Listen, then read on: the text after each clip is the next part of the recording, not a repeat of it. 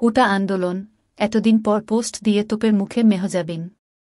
কোটা সংস্কার আন্দোলনকারীদের complete shutdown কর্মসূচিকে কেন্দ্র করে আইনশৃঙ্খলা পরিস্থিতি স্বাভাবিক রাখতে বৃহস্পতিবার ১৮ জুলাই ঢাকাসহ সারা দেশে বিজিবি মোতায়েন করা হয়েছে।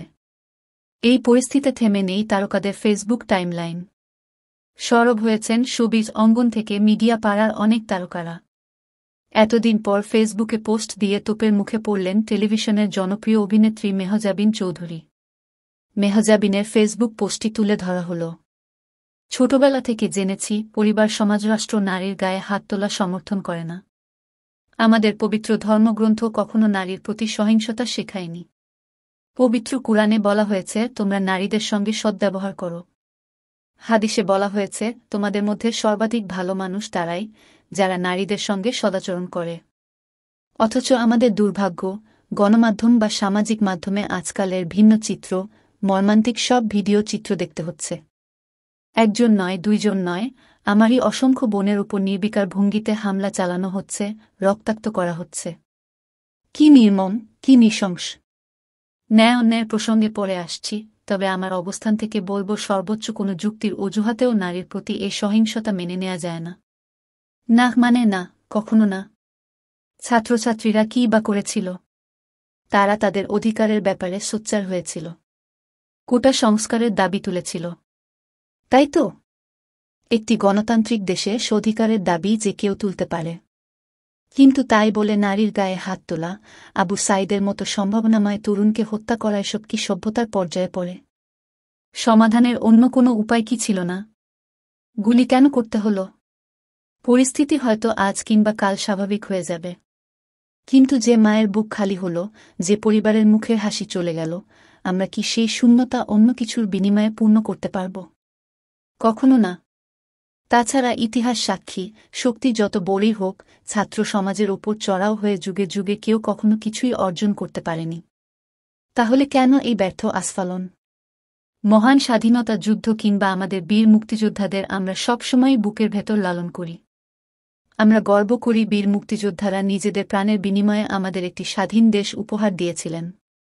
কিন্তু এই দেশে নিজের মনের ভাব প্রকাশ করা যাবে না, অধিকারের দাবি তোলা যাবে না, সবকিছুর ঊর্ধ্বে যোগ্যতার পরিচয়টাকেই সবচেয়ে বড় করে দেখা যাবে না, প্রশাসনের চাওয়া পাওয়ার বিরুদ্ধে গেলেই হামলার শিকার হতে হবে, অকাতরে অকাল প্রাণ বিলিয়ে দিতে হবে এমন বাংলাদেশের স্বপ্ন কি আমাদের বীর মুক্তিযোদ্ধারা দেখেছিলেন?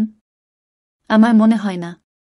দ্রব্যমূল্যর ঊর্ধ্বগতি, প্রশ্নপত্র ফাঁস থেকে দুর্নীতি, প্রায় সব ইস্যুতেই তো আমরা চুপ থাকি। রক্ষক ভক্ষক হয়ে গেলেও আমরা নীরবে সয়ে যাই। অপেক্ষা করি হয়তো একটা সমাধান আসবে। আজ না হলেও দুদিন পরে আসবে। অন্যান্য ইস্যুতে আমরা সামাজিক মাধ্যমেও এতটা সোচ্চার হই না।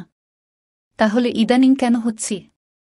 কেন কোটা সংস্কার ইস্যুতে দলমত নির্বিশেষে আমাদের মতো সাধারণ জনগণ সরকারের পদক্ষেপের নিন্দা করছি? কারণ একটাই, কোটা সংস্কার এখন সময়ের দাবি। যত দ্রুত সম্ভব এর সমাধান জরুরি।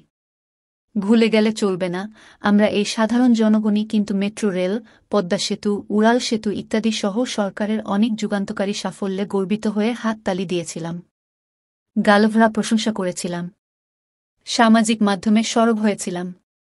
নিশ্চয়ই ছাত্রছাত্রীদের দাবি মেনে কোটা সংস্কার হবার পর আমরা পুনরায় সরকারের পাশে দাঁড়াব। এক পক্ষ হয়ে দেশের সব সমস্যার সমাধান করার জন্য সরকারকে সহযোগিতা করব। সবাই মিলে দেশকে এগিয়ে নিয়ে যাব। অর্থাৎ সব কথার শেষ কথা, ছাত্ররা আগামী দিনের ভবিষ্যৎ। দমিয়ে না রেখে তাদের যৌক্তিক দাবিতে সমর্থন দেওয়ার জন্য মাননীয় প্রধানমন্ত্রী ও সর্বোচ্চ আদালতের কাছে আমি মেহজাবিন চৌধুরী আকুল আবেদন করছি। আমার বিশ্বাস আমরা নিরাশ হব না। তার পোস্টের পর মন্তব্যের ঘরে একজন লিখেছেন, থাক আপা, এতদিন এত কিছু হয়ে গেল। আপনি কই ছিলেন? আপনি তো বাংলাদেশের সর্বোচ্চ ফলোয়ারধারী সেলিব্রিটি। আমরা মরতেছি, আপনি ঘুমাচ্ছেন? আপনার অভিনয় ভালো লাগত, কিন্তু এতটা পারদর্শী জানা ছিল না। অন্য আরেকজনের ভাষ্য, আপনি এতদিন কোথায় ছিলেন? ঘুম ভাঙতে এত দেরি হলো কেন? আরেকটু ঘুমিয়ে নিতেন।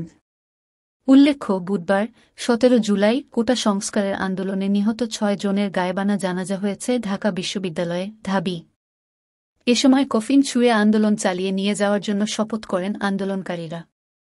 শিক্ষার্থীদের শান্তিপূর্ণ আন্দোলনে আইনশৃঙ্খলা বাহিনীর হামলা, খুনের প্রতিবাদ, খুনিদের বিচার, সন্ত্রাসমুক্ত ক্যাম্পাস নিশ্চিত ও এক দফা দাবিতে বৃহস্পতিবার 18 জুলাই সারা দেশে কমপ্লিট শাটডাউন কর্মসূচি ঘোষণা করেছে বৈষম্যবিরোধী ছাত্র আন্দোলন।